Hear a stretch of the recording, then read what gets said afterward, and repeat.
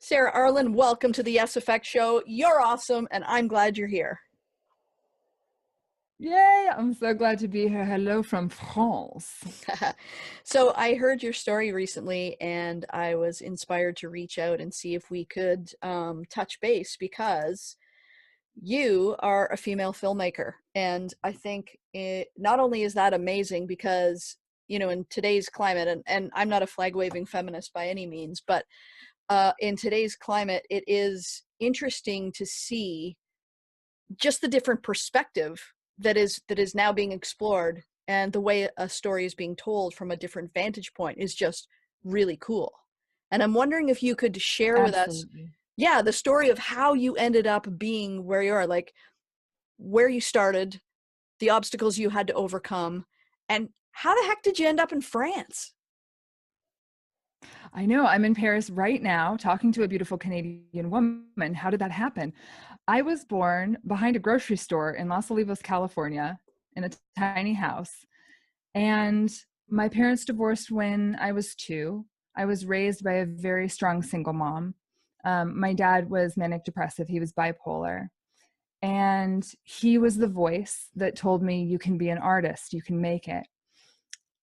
And, you know, my mom was trying to protect me, so it was a different voice with her. She loved me so much that she was worried about the predators of the film industry that I said I wanted to join when I was 2. So when I was 2, I decided that even though I didn't know how that works exactly, that I wanted to be a filmmaker because I saw E.T. the Extraterrestrial.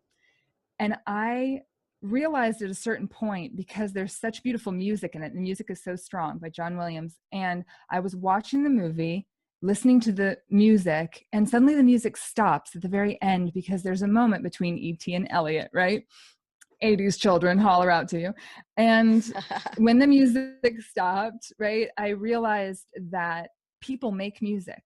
And if people make music, people made this film, and I'm a person, I'm a human person, so I can make something like this. Don't It you was a wish huge everybody's epiphany. brain worked like that, though? Out of the mouths of babes. Right? Like my 2-year-old self totally had it figured out. And I love the fact that I just thought, humans made this. I'm a human. I can make this. It was as simple as that in my head. It kind It of got is, more though. complicated later because it totally is. But it's so hard because so many people will tell you that that's not true. Mm. So during my lifetime, I lost the voice of my dad when I was 14 because he took his own life. So that voice of you can do that artistic thing went away, and I needed to find it for myself, which I did. But it is something that you have to work at, because there are the voices that say, I'm scared for you because you might not make a living. I'm scared for you because I've heard there are predators in your industry, which my industry is dealing with right now. And I had fallen in love with An American in Paris, the great movie with Gene Kelly, when I was 5. So part of my dream was to make films, and part of it was to be in Paris as a human. And those two things, a lot of people told me, might not go together, because film for an American is in LA and it's in New York. It's not in Paris. There are all these preconceptions that people have. Sure. They're not meaning you ill, they just exist in their head. So I knew that the way to get to where I wanted to get for me personally was through education, because I was good at it. I was good at school. It was my ladder to climb out of where I was and be able to go and get scholarships. So I was a scholarship kid. I went to UC Berkeley, go Bears, and I studied acting. You always have to say that. I think contractually you actually have to say go Bears after you've been to UC Berkeley. It's part of the And deal. it's part of the deal. Otherwise they'd take away my diploma, and I need that diploma. So I went there and I studied acting, and I loved theater, but in the back of my head, there was always this like, magic of film, Sarah, magic of film. And it's funny because I graduated with a theater degree, acting specialty, and I didn't want to audition. And it's not because I didn't believe in myself. It's because I don't like the way that the audition process is set up. And so that also in the back of my head went into a little file, a little Mm. file folder in the back that said, you know what, someday I want to change the way that actors are auditioned. And after working in the theater for a couple of years, I decided, you know what, film. You at least have to try. And one day I Googled Paris, grad school, English, please. And I looked up an MFA program in Paris. All my friends were going to NYU and Yale and UCLA and all these great schools. Those are fantastic schools. They just never called to me because I didn't want to live in that place. A lot of my friends don't want to live in those places either necessarily, but they make that sacrifice in order to do what they're dreaming of. I fully believe in making the sacrifices, but I knew what was worth it to me. And I knew that for me, I need to be inspired every day when I walk outside. I walk outside, I see the Eiffel Tower. You know what? I'm inspired. That's a really important thing because I knew that I wanted to be a writer, a director, and an actor. What I didn't know until I moved to Paris about 14 or 15 years ago now, which was crazy, I didn't know that I wanted to be a producer. And I think that's interesting because now, like when someone says, if you had to choose one job title, what would it be? Producer. And I think that you're a producer also, Shelli. I'm totally a producer. Yes. You're absolutely 100% a producer. For a long time, I said to myself, yes, director, right? Because I realized that a director made the film like Steven Spielberg, and a writer because, yes, like a woman wrote E.T., Melissa Matheson. And I thought, yes, writer, director. And what didn't click for me until I was going through film school here in France was that the producer is the one that's with the project from the very beginning to the very end. And that was me. Kathleen Kennedy, I'm just going to shout out to like one of my heroes. Kathleen Kennedy is the producer of E.T. That was a woman who produced E.T. It was her first feature film production ever. Really? Yeah, no, she is. And just for anyone who doesn't want to IMDb this, the thing that she most recently directed, I don't know if you've heard of it. It's a little movie called Star Wars Episode 7 and 8. Whoa. That's Kathleen Kennedy. Like a boss she did. Is a boss.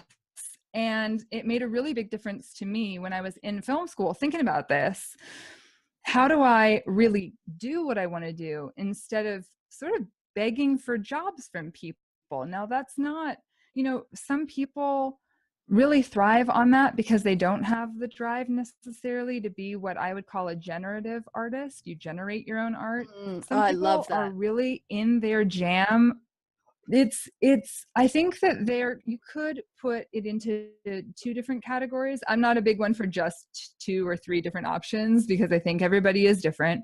But for me, when you're an artist, you can be a generative artist where you're generating your stuff, and you can be an interpretive artist, which is what a lot of actors are, is that you're interpreting a role, and there ain't nothing wrong with that. Like, you do you, that's fine. For me, I knew that my soul was a generative artist. I generate everything. So when I had that click of like, oh, if I want to be in charge, not just in charge, you know what? It's more like if I want to help be the engine and the sculptor of a project from beginning to end, I need to learn how to be a producer. Well, you get to envision it, and then you get to birth it. So it's yours from concept to putting a big fat bow on that and putting it out into the world. That's amazing. I think that's a big distinction for me, being a producer, doing the producing work, because I think producers don't just exist in the film industry. You're a producer and you will make films in the future, but you're producing a podcast, you're producing a business, you're producing these things. I wish that people would really understand how they can be the producers in their own life. You know what I mean? Totally. Yeah. Well, so I mean, we were talking before we started this interview about makers and about truth. Yeah. And I just wanted to touch for a second on that little girl who saw the E.T. movie, because this is important for everybody to hear another time. And that is, for those of you that may have kids, or for those of you who remember what those visions were for you when you were a kid, it's really important not to discount them in such a cavalier way, because we assume that they're ridiculous. We assume that maybe those visions are too big. We assume a lot of things. But here's the thing, like, you are really close to who you truly are. And you just simplified it as simple as it can be. You said, I saw a movie, I knew humans made movie, and I knew I was a human. So that's simple math. Does that mean there's no struggles as you trudge along the path? No, but here's the thing. If you're chasing the thing that's true for you, then it doesn't matter. It's like each step and even if it happens to be a challenge, is a new adventure. And I just love that, you know, Exactly. you put it so well. It's like some people are chasing jobs, but those people are also the people, and there's nothing wrong with chasing a job if that's what you want. But for the people who are letting go of their dreams to chase a job, they're falling into their fears. And the worst part is oftentimes the fear you're falling into are the fears of those people who love you, but they're loving you within the safety of what they're comfortable, you know, the challenges they're comfortable watching you go through, or the discomfort they're watching you experience. So they'll tell you no, like the no is a fact. And it just, I just think if more people were to not fall into that fear, then there would be so many people, you know, happier and living who they are, the lives they want, and creating what they want to create. Exactly. And that reminds me of a really great quote that I'm going to paraphrase because I'm horrible at like direct quoting. There's this great actress in Hollywood named Brit Marling, and she became a producer because when she went to Hollywood, they wanted her to play a certain role and she wasn't interested. And she realized that in life, you have a couple of different choices in terms of what I'm about to say, which is she said that they were saying, if you go from where you are and you take all these roles, then eventually you'll get to where you're going to get, where you want to get. And she said, but that's kind of like wading through a swamp. I'm going to be different wading through the mud. And instead, I want to build a raft. And I want to build that raft and float it across to where I want to go because I will be changed by the mud. There's nothing wrong with the mud necessarily, but if that's not the way you want to cross the marsh, don't be changed in that way because you don't have to be, because you can build.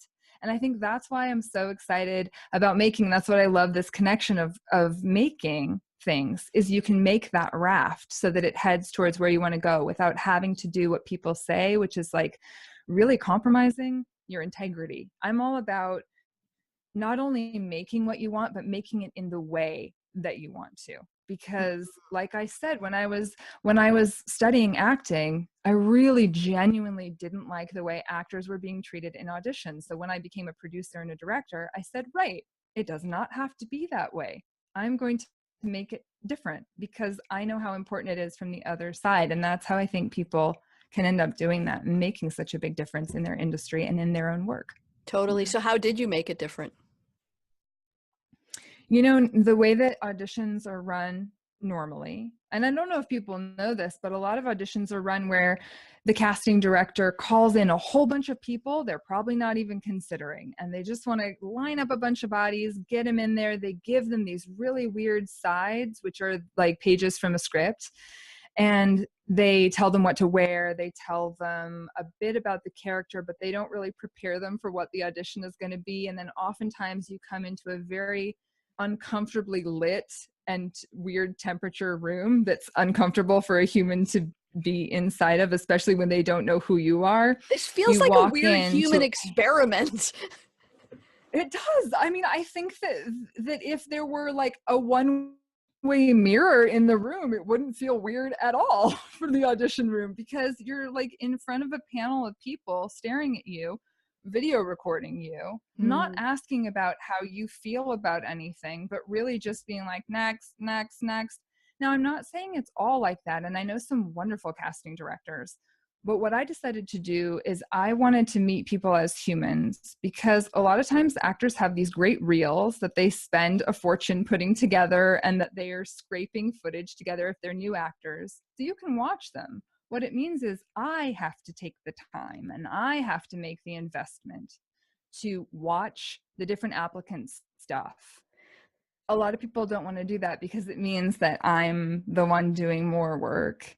And I'm not calling anyone lazy. I just think that the business has made a different model. So what I did is I was really specific about what I was looking for, when I'm casting, I'm never looking for any physical specificity unless it's for a very specific story reason. So it's really open to all creeds and colors and all different sizes and ages, unless there's something so specific in the story that has to be a To physical carry it trait. forward. Yeah. Exactly. So I only had one physical trait actor in the whole film that I just made. There was only one character with a physical trait because there was a story reason for it.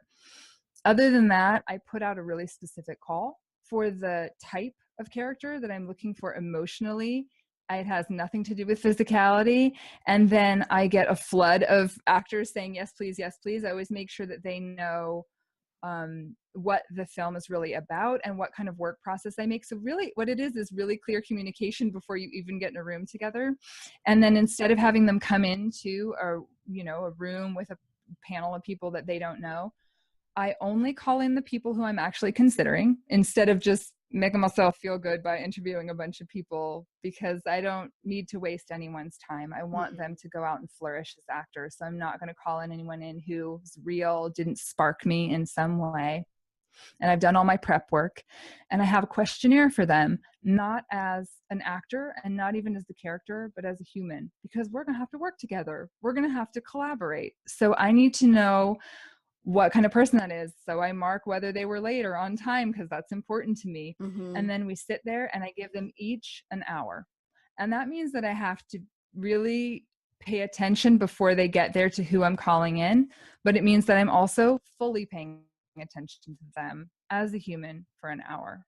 And that to me is such a humanizing thing, because they get to sit there and calm their nerves down and really have a heart to heart with me and see if we click and see if they're right for the role and for the project. So that's my process. I would imagine when you take the time to do it the way you're talking about, you have I mean, when you're pouring your heart into a role, both as an actor and if the project is yours, if you're the producer, there has to be some sort of human connection. It can't just be, well, here's our contract on paper. You said you were going to, do X, Y, and Z. Like, because here's the thing, films have a soul, and the truth is palpable. And if the connection that you have with the person is true and real and honest, and if they really want to do a good job because they appreciate the opportunity that you've given them and they like the role and they're down with all of that, I would imagine it would make for some pretty significant sparks once you start filming. Exactly. And you're asking for such a huge level of trust from them, because no matter how much you communicate the project ahead of time, the project changes as it goes along. You're rolling with the punches. And so they have to look at you and say, Sarah, do you know what you're doing? Is it all good? And you're like, yep. And they're also trusting you because you are interpreting them into a camera. So you're taking a 3-dimensional person and turning them into literally a 2-dimensional image and some sound. You're taking away a lot of the power that an actor could have by going to the theater, where there's no editor, where there's no camera, where there's just them on stage connecting directly to the audience. Film, you're asking them for so much trust, because you are translating them into pixels or onto film, which eventually now always becomes pixels pretty much, That's a huge level of trust and intimacy, and you're asking them to work under pressure, because I'm a very zen filmmaker. I try to keep it all calm and cool, but there are moments when you're going to have to, figure out something that doesn't make sense anymore, or that didn't work out the way you thought. So you have to find people who are really going to be what I would call true collaborators, people who are going to be there as a team. Absolutely. So for those people listening, you were talking earlier about directors and producers in life. What do you think the personal characteristics of each of those are? Because whether or not somebody's in the film industry, or whether they're building their life in terms of, directing something or producing something, or, maybe being hired in talent, let's just say, if you had to break it down into personal characteristics, so both in the arts and just in general life, because a lot of the people that listen are creators, messengers, entrepreneurs, people who are into personal development and stuff like that. Yeah, I think that's a great question, because to me, I don't consider the world to only have producers and directors in the film industry. I look around and I see the world full of producers and directors. I do I as feel well. like a Yeah. producer's right. Yeah. Like I would define a director as someone who can visualize a project or projects in their head very clearly and be a person who wants to translate that into a different interpretation. So you see a story and you are able to visualize the world, visualize life in a completely unique way. And then if you're working with collaborators, you're able to communicate that to those collaborators to make it real. In French, the word for director is réalisateur or réalisatrice, and that means someone who makes something real. You realize something. So you're actually the person who makes that thing happen in real life, which I love. I think a producer, I think this relates. I'm very passionate about helping as many people become the producers of their own life and the projects in their life as possible. And to use film just as an analogy, when you win a Best Picture Oscar, who does that Oscar go to? It goes to the producer. That's because the Best Picture, which is considered, the penultimate thing, the penultimate award for a film, goes to the producer because that person was the maker from the beginning to the end. You're the shepherd of the entire thing, and you're the glue, you're the coordinator, you're the navigator, and you're the person who's the improviser when things go differently, as they always do. You're also the reimaginer because you are starting in one place where you're with a vision that's theoretical, then you film something in production, and then you go to post-production to edit, and you're like, okay, this is different. I think I don't remember who said this, but you basically have 3 different phases of anything that you make, which is the thing you think you're going to make, then you go out and make a part of it, and then you put it together, what we would call pre-production, production, and post-production. And post-production is crucial because then you have all the elements, but you have to figure out what to do with them. Mm-hmm. So while the director is in charge of doing that, the producer is the person who's willing to say, I'm going to figure out all these details. I'm going to get out my calendar. I'm going to get out my calculator. I'm going to figure out a bunch of skills that I never had before. And I'm also going to change with the climate all the time. And that, I think everyone is capable, but very few people realize that they are capable. So a producer would be the person that is the solver of problems and someone who can switch on the fly. Exactly, because I dig it. You're improvising all the time, and that when you're afraid of something, you don't ask if you can do it, you ask how you can do it. And that's a hard switch, and I still sometimes battle with it because sometimes you just want to lay it down on the floor and be like, okay, I don't know what is going to happen with this, but boy do I want to solve it. And sometimes you have to lay down just to get back up again. Well, I can imagine it's pretty stressful too, because if something does go sideways and you get sideswiped, as with anything in life, any of those challenges, you get sideswiped, and you're standing in that hot seat as the producer thinking, I have no idea in this hot minute how I'm going to figure this out. But then you have like 100 set of eyeballs on you saying, okay, so what do you want us to do? And you really have to kind of like dig deep and pull it out of your guts and then figure it out. And I remember I had a fire captain when I was really junior on the job, and we were rolling up to what we thought was going to be a house fire. It ended up being nothing. But when we pulled up, there's a lot of guys running around, and one guy was hitting a hydrant, and some guy was, and he said to me, you really need to make sure that it doesn't matter if you do the wrong thing. It matters that you do something. A lot of people will stand around waiting to make the perfect right decision, and they won't move their feet. It really is easier to switch on the fly and to correct when you have momentum if you happen to be moving in the wrong direction. And that's what I hear you saying as well. It's just you have to get moving. You have to make a decision, and then you have to adjust as needed. Exactly. I am so proud of how many skills I have learned making this movie that I had no idea I even needed before I started. Because how do you know what you need until you go along the path? It's a great adventure. It's a huge risk, but honestly, so is life. And I just know that when I'm going along and I'm I'm meeting all these people and I'm having all these conversations and absorbing all these stories and then saying, right, what skills do I have to have in order to move forward? The skills that I have learned are everything from like how to book travel for lots of people and bring it under budget. It's like weird skills. Or, my location manager turned to me one day and she said, you have to teach me how you time manage, because you're always right about your timing down to like 5 minutes. And it's starting to freak me out. Like, how do you do that? Right? It's just like, it's eerie and kind of creepy. But she loved it because I could tell her, like, we will be there in 15 minutes because we will finish this up then.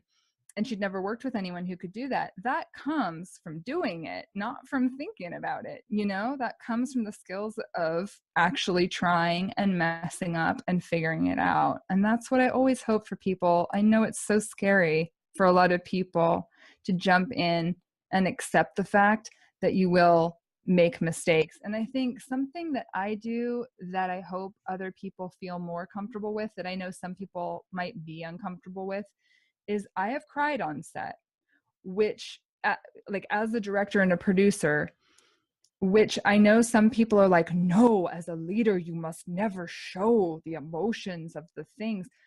I think that showing up in that way is a beautiful way to show up, because then everyone shows up that way. They feel the permission to feel their feelings, to be their full self. I understand why people feel uncomfortable. They feel like they're going to lose their power. And I'm here to say, you know what? It not only empowers you, but it empowers the people around you, because they don't feel like they have to hide when they're at work.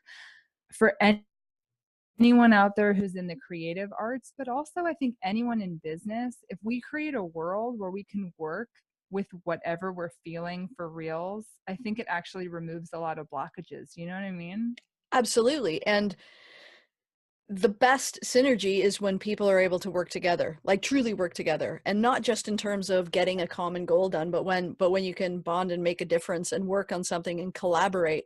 And you can't do that if you're showing up with a mask on. Because here's the thing, as a producer, I can only imagine there are some days that are super stressful, and it either comes out like that, or maybe it comes out if someone were to choose to not release that, all of a sudden you're screaming at your actors, and all of a sudden they can't get to where you want them to go because you're losing your shit.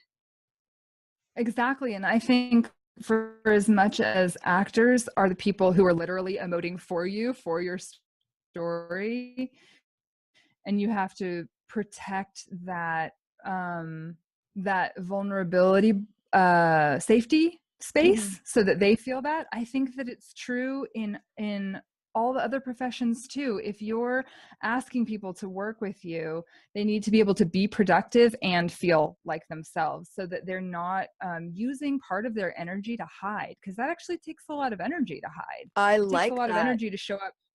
It's an energy saver. If you think about it, like, it takes a lot of energy away from focusing on your task. If you're like, I can't show that I'm scared, I can't show that I'm upset, I can't show that I'm sad, having a bad day, or that, I think some people feel like they can't show that they're having a great time because maybe their boss, I don't know, like, there's a bunch of psychology that I think if we really show up as leaders saying, you know what, I feel this today, and let's be honest with each other, then they don't have to spend hiding energy, because we don't got no time for that. I ain't got no time for that. Like, we have to You're on get a tight ship, cracking, man. You don't have time for we that. can have, So I want I'm to down to the, like, every 5 minutes. Yeah. tell us about your film.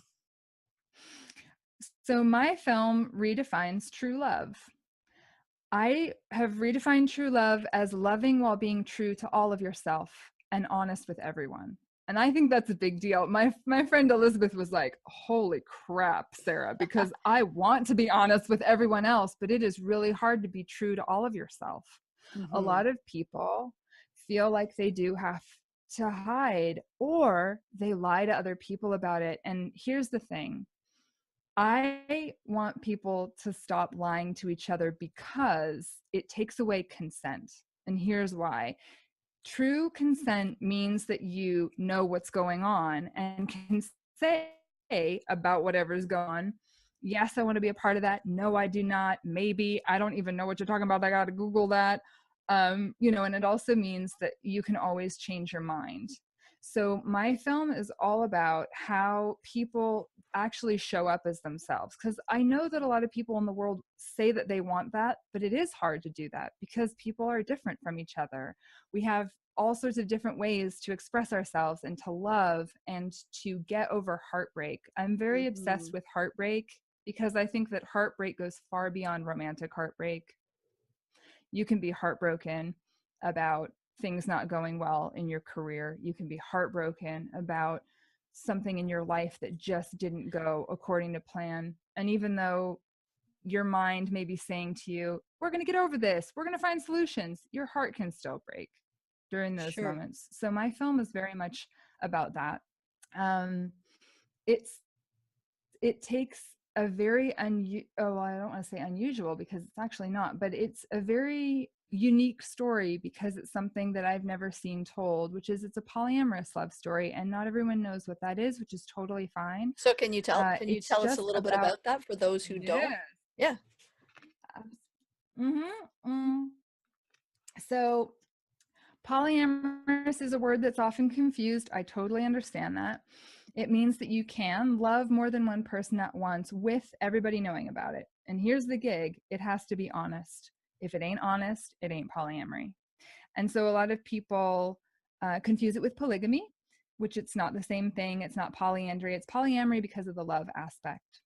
So I don't win any toasters for converting anyone to polyamory. I happen to be polyamorous. I was born polyamorous. And when I watched An American in Paris, which, really inspired me to live where I live, I was 5 and my dad showed it to me. And at the end of the movie, I turned to him and I said, those people loved one person, but they didn't stay with them. I don't understand it. And he said, oh, well, some people believe that that's not the way that love works. And I said, oh, that's okay for them. But for me, I love more than one person at once. I have a crush on these 2 kids in kindergarten. And, I just want to be able, it was true. I just want to be able to love and be honest. What I really want for people is that they don't lie to themselves and that they don't lie to others. Because like I said, consent is when you know what's going on. And if you don't know what's going on, your human rights are being taken away. That hurts people in a very profound way. And it's something that I just also see the flip side of, which is when people repress who they really are. And we've seen all sorts of different repression throughout human history, really. When we repress ourselves, we're lying to ourselves, we're pushing ourselves down. And so what the film is about is more than just polyamory. It's funny because I love monogamous people so much. I'm married to one. I have nothing against monogamy whatsoever. And what I want for people to do is to be able to feel what it's like, because I think that moving images move emotions, right? So when you see the moving images of a movie, it makes empathy easy. You get to go in there and say, wow, I don't have to ever be this thing. I don't even have to agree with it necessarily, but at least now I can understand why someone else might be different from me. That to me is the whole purpose. I think that's why I loved E.T. so much, is that E.T. is literally an alien and you feel like you want to be his best friend, because you end up not caring that he looks like a sort of mutated frog creature, and you end up loving him as a soul. He symbolizes to me what I do with film, which is that you think that it's about someone who's alien to you and you end up loving them as your friend, even though you're vastly different. You might be from another planet, really. Cool. Well, what's your film called? You didn't mention what your film is called. This is a very good point. I should learn to say this way in the beginning. It's called Twice. It's called Twice for a couple of different reasons. And a little piece of trivia about it, it starts with the word once is the first word you hear, and the last word you hear in the film is twice. Brilliant. It's just a fun piece of trivia. Yeah, I was just like, oh, I got to do this because that's fun. And it makes sense in the story. But I believe in people going through heartbreak and coming out the other side, and that it's a reference to that you understand when you've seen the film. But it's the idea that you can always change your life while you can never live the same moment twice. Meaning, that's my version of seize the day, you know, is that yes, you can always change your life. You can always become a firefighter, which is so badass. You can always become a firefighter after working in the nail salon. Always. There's never a barrier against that. You You can actually always can. go I out heard a and do person that. who did that. You can literally, there is a lady who literally, right? So like you can always make those transitions, and at the same time you need to seize the day, right? We need to do this now. You need to do it as soon as possible. So that to me is what the entire film is about. And the film also deals with depression and with addiction. That's why it's spoken. We've only done it in test audiences. It hasn't come out yet. So we are crowdfunding it right now so that we can make it come out in a new way where it's more connected to the audience, and we're making great events for it. And what I'm trying to do is create a new way of artists to make that far beyond myself, because I'm excited for the film to come out in a new way. But also I want artists to feel like, you know what, we can find our way of bringing out our work that is exciting and feels authentic. So for me, the film is about that. And then I wanted it to come out in that way. Well, this is amazing. I want to hear about how we can support you in your crowdfunding. But before we get to that, can you tell or share the story about how you did this whole thing independently? Because we were talking before we pressed record, and I was like, man, that's so badass. Like, you just were a person who had this vision and just hacked the whole process. So can you talk about that? Because this is truly an independent film. And what the difference between This is you're independent and people who say, oh, it's an independent film. right. So in Hollywood, the use of the word independent is often done by a studio. And so they're independent movies, which means they're made by smaller boutique companies that are a part of a huge conglomerate of studio money, right? Mine is truly independent, meaning when I decided to make this film, I was heartbroken. I was severely depressed. I had postpartum depression, and I had a tiny kid, right? Somebody had already told, multiple producers had already told me, you can't make movies after having kids. It's done. And A you fellow said, filmmaker. And I said, oh, girl, just you watch, because this is, you know, it's on now. It's on because I'm going to go do it now. And it was really that I was so depressed, but that my vision was so strong still. Even in a very low spot, I could still see it. You and I were talking about how you can see images of things you're going to make in the future. mm-hmm. I couldn't see all of it, and I don't want to discourage people who are like, oh no, I can't see the whole thing. No, I couldn't see every detail of how it was going to roll out, but I had these very strong glimpses of what it was, what it is still at its fundamental core.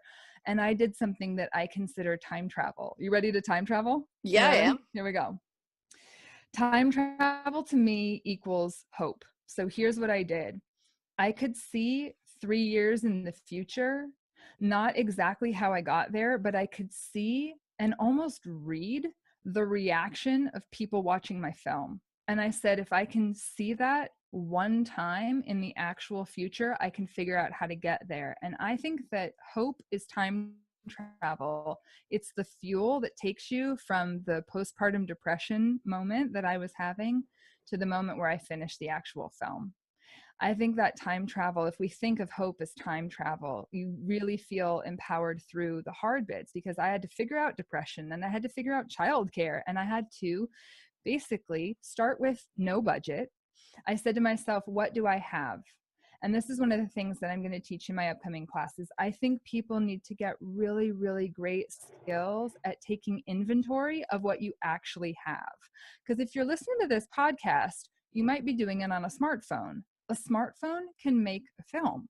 Like, really and truly, there is a feature film that went to Sundance that was made on an iPhone. No way. So nowadays, oh yeah, That's oh yeah, amazing. and it's a good film too, and it's Beautiful. And so now, you know, these boundaries that we thought were there, we're actually realizing, oh wait, like if I'm listening to my podcast on an iPhone, I actually have a huge tool that I just might not realize quite yet the power of.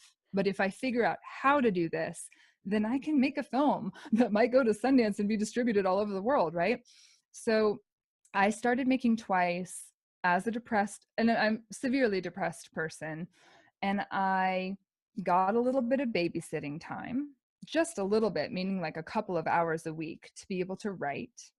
I negotiated that with my family. How do we do that? And then I asked actors, professional actors, to volunteer their time in little chunks so that they had a project that they loved. Because here's the thing, when I talk about something that I love, people fall in love with it. It's what you were talking about. It's the power of story. Mm-hmm. When you have a clear story in your mind, that clarity comes through. And when you have the passion for that clear story, people are like, whoa, wow, Yeah. because The answer is yes. How these do I get actors in? are oftentimes making orange. Exactly. And they're like, oh, can I pay you to do your movie? You know, because you also, a lot of people, you know, wonderful actors are making orange juice commercials and working at Disneyland and working as waiters. Like, they're looking for something that they actually really love. And I never ever want to take advantage of not paying people or anything like that. It was just saying, listen, here's the honest truth. I don't have the money now. I am going to try to raise it. So what we did is we shot about a quarter of the feature film, which was also bananas because I at first said to myself, well, maybe we should make this as a short film because I don't know if I can make a feature film. And there was just a moment where I said to myself, and my best friend, who's the cinematographer of Twice, we turned to each other and he was like, Sarah, it's a feature film. Stop trying to make it Yeah. something it's not. You're like And extra I was now. like, I was like, check. Exactly. Got it. Like, if I'm going to make a film about being your true self, I better be true to my film who is telling me that it is a feature film. Got it. Check mark. Okay, moving on. So I asked, like, I think it was also about being really honest and saying, listen, I don't have the funds for this now. I will try to get them. I can't promise it because you don't know how this is going to go, but let's try it and see how we work together, see what kind of things we can put together. So we filmed a chunk of it, and then I ran a Kickstarter. And I have to say that crowdfunding is far harder than making a film. Honestly, like, all the parts of making the film were a lot easier than crowdfunding, because crowdfunding is asking people to show up for something that hasn't happened yet. Mm. But I figured out how to do it, right? So I figured out how to do it by connecting individually to people and being able to relay this story of why it mattered and what the clear purpose of it was. And then we raised enough money to film in 6 different countries, including Iceland. Oh, which was just one of Beautiful. my absolute dreams. And I remember saying to the DP, the cinematographer, I really want to go to Iceland. And us being like, oh yeah, that's a good idea. And then 3 months later, going to Iceland. And my brain just thinking, wow, how did we do that? But it's because we made a bit of it, made a proof of concept, figured out whether we all work together well, which I think the testing part of that is just a natural and healthy process of saying, is this real thing what we like doing? And then as we were filming, I got an offer from a private donor who I'd never met before, who I wanted to remain anonymous, or who he wanted to remain anonymous, to donate the money that we needed to pay everyone. And that was Wow. just like, wow. How did he find me, right? And people always say, like, but how do you find these people? This person found me, it turns out, by watching my YouTube videos, of which I have not made that many, from when I was a film student. He always kind of kept an eye on me. And then during the crowdfunding campaign, that was the moment when he said, right, her idea is clear enough to support. Well, Because that's I think amazing. that So clarity was I, really important. I just want Yeah. to roll the clock back for 2 seconds because you said something really key and this applies to everybody. You said 2 Mm, words. I asked. mm, So you didn't have mm-hmm. you didn't have all of the pieces in play. You just knew what it felt like. You had an idea. It was scary. you didn't know, you had a big vision. You know, you can look at that big quest, and I say this all the time, a lot of people will initially get excited by that big quest, and then immediately they go into, well, what are the obstacles or challenges in between me and that quest? And then they stop looking at the quest. So for everybody out Right. there, you know, it's hindsight is 2020, and it's awesome for us to hear Sarah now saying, hey, yeah, well, you know, I asked, and then this happened, and then that happened, and then a guy donated money, and then all of a sudden we're in Iceland. But all of you out there listening, there is something that you want to do that seems too big, too scary, too much. The odds are too huge. And you can ask. You can ask for help. You can ask for guidance. You can ask. And you don't need to know all the pieces, because we need more people like you who are out in the world just saying, I have no idea how this is going to turn out. I don't know if it's going to turn out, but I'm all in. Like, I might push my chips across the table, put my cards down, I'm in. Exactly. And it is a huge risk. I mean, that's the truth of it. Definitely, there are points in the process where I was crying, where I thought, oh, I don't know how to do this. But what's also nice about gaining momentum is once you have that momentum, you're responsible, right? Mm-hmm. Which is a good thing, because then you're like, all right, I'm responsible for this great vision to keep moving forward. And definitely from the beginning, you know, I know that a lot of people are worried about not having any resources in the beginning. But I have to say, as a 2-year-old, I was growing up with not a lot of money. I didn't know anyone in the film industry. I have no inside connections. And I know I've heard people say this before, like, how do you get to that point where you have connections?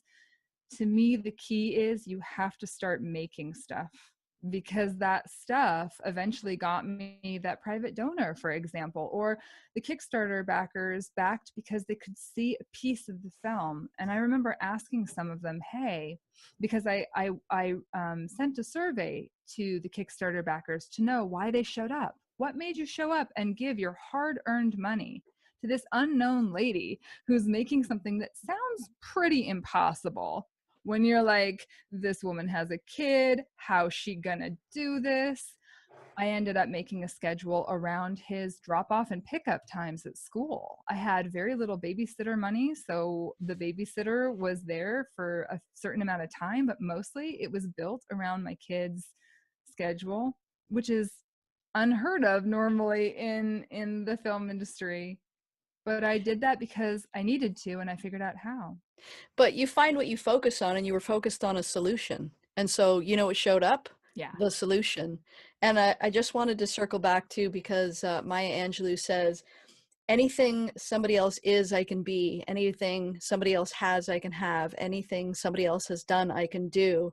And so, as that little 2-year-old girl who looked at the film and said, well, somebody made this, and that somebody was a person, and I'm a person. I mean, it really is that simple. It Um, is. And so, I was just going to add that that 2-year-old was time traveling to the mhm. person who finished the film. I really do believe it. I mean, I'm not saying literal time travel, but I had that hope as a kid where I could almost believe that that was going to happen, and that almost belief was enough to keep me going forward, as opposed to having a moment where you say, I have lost that belief. Because I sadly see that in a lot of people. I always think you can re-spark that belief, but I see a lot of people when they have an idea, just like you were saying, because I believe in putting your ideas down, looking at them, and deciding which one you're going to work on, not based on which one's easier or more possible. I am quoting in air quotes right now, possible, but rather what idea is most clear to you and what gives you the biggest joy, because that's the fuel that's going to get you through the hard stuff. Yeah, You and it's know, going to be, there's going to be hard that's the stuff no fuel. matter which one you choose. So you might as well be going through that kind of stuff and the challenges for something that lights your heart on fire. So That's with right. if And that's people exactly want what to, you feel. if people want to support you in this film, where can they go? Do you still have your, is your Kickstarter still up, or you talked about an IndieGoGo, or what can you tell us about anybody Yeah, out there who wants to help out? there is a new Indiegogo up. It's up until March 31st, and my film is called Twice So if you want to watch twice, you just go to watchtwice.com, and that takes you to the IndieGoGo, watchtwice.com. All of the perks that we've made are so incredible because they start at $10, and from there on up, you get to see the film. So I really want people to be able to see the film. But we've also, along the way of making this film, what's so cool is that I've also produced 3 soundtracks for it, which is mind-boggling to me still. And we've made an original comic book for it, which is incredible, with this amazing comic book maker. And we are offering classes. We have different classes. So I'm teaching a very in-depth class through there. So if any, I know that your audience are these awesome makers and people who really want to get in there and do their dreams.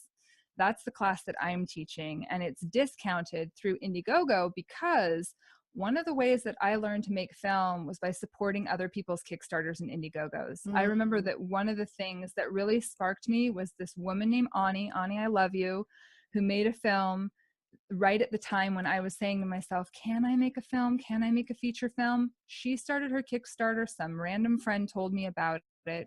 And suddenly I got to give whatever money I had, which I think at the time was like, I think I gave her $50 because I was like, oh my God, I just love what she's doing.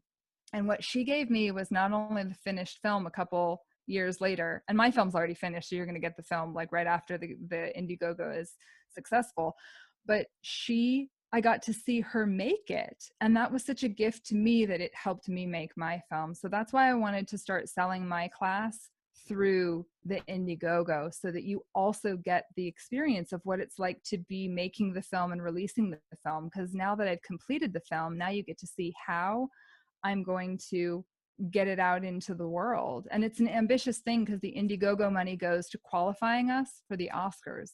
So it's and yeah, I think I just dropped my mic, yo.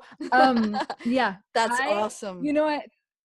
The Oscars for me are not about ego. They're about the possibility of equality, because you and I were talking earlier, and there aren't very many women in film, and I want women to go out and be in film.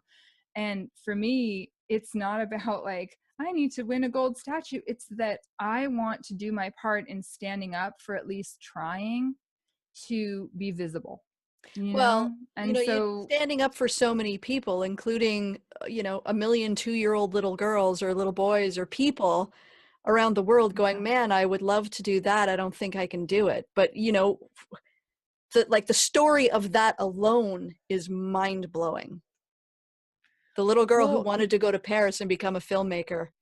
Wow. Exactly. And E.T., if we go back to where we started, this is what's really crazy. E.T. was nominated for 9 Oscars in its year in 1983. So it came out in 1982 when I was a little 2-year-old.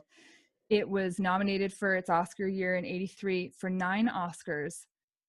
3 of those Oscars were for women. I didn't understand that as a 2-year-old, but you bet that I understood that as a 14-year-old. You bet that I understood that as an 18-year-old, as a 25-year-old, as the now 37-year-old person I am. E.T. and the visibility that those women had have helped me become who I am and do what I've done and make what I made. So what I want to do is at least try to do that for other people and stand up and say, you know what? I may never get there, but I am going to try with all my might. And that means that people can come along with me. That's what I love about crowdfunding, is like, you can come with me. But here's the thing, is that you have to show up. And in that showing up, I help you show up in your art, and you help me show up in mine. And that's what I think is like the best synergy for art, is that if you want to be inspired, you go out and be inspired by helping someone else do something inspirational. That's my 2 cents on that, Shelli. Well, I love it too, because, when people get the opportunity to support you, they really are getting more than they bargained for, I'll say, because very few people are as generous as you are in terms of lifting the veil and letting some people come behind the scenes and see what it's like and hearing your story. And because you're making more than a film, you're providing hope for people, you're providing possibility, you're providing a path, and you're doing it all with a smile. So thank you so much for your time. You're amazing. And I'm going to be cheering for you when you're standing on that Oscar stage. Thank you so much for hanging out with us.